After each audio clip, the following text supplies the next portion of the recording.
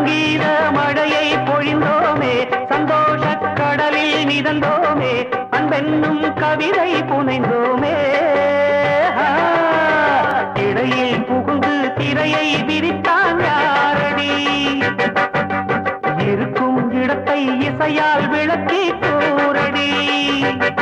நாங்கள் கொண்டு வந்த சின்ன பூவே, நாங்கள் தங்குகின்ற முல்லைத்தீவே, உன்னை கண்டுகொள்ள இந்த பாட்டு